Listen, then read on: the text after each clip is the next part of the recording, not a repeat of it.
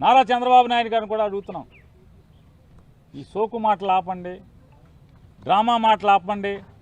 నారా చంద్రబాబు నాయుడు ఎమ్మెల్యేని పిలిచి బాగా తిట్టాడు, ఎవడు చూశాడు? కొన్ని వీడియో రిలీజ్ చేయపోయా? ఆయన్ని తిట్టాడు, ఈయన్ని తిట్టాడు అంటాడు, కానీ ఇతను తిట్టారని చెప్పి ఆంధ్రజ్యోతి, TV5, ఈటీవీలో వస్తమే తప్పితే స్క్రోలింగ్ వస్తుంది, పేపర్లో రాస్తారు. ఆ తిట్లు తిన్నాడు బయటకు వచ్చి మాత్రం మళ్ళీ రౌడీజం మావులే, మళ్ళీ ఆక్రమణ మావులే, అవినీతి మావులే, అడ్డగోలుగా తింటం మావులే, జనాన్ని కొట్టుకు బతకటం మావులే.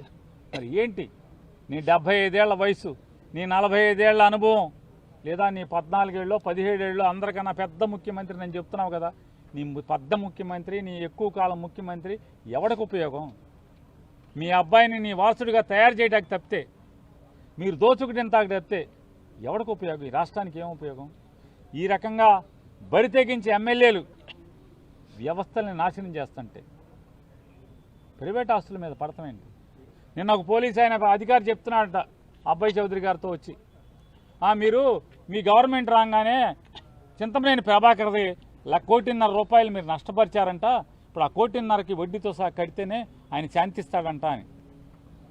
మరి ఈయన పెద్ద పోలేరమ్మా, ఈయనకి మామూలుగా మేకలను పోతులను కోసి బలి ఇవ్వాలి. పోలీసులు చెప్తుంటే ఈ రకంగా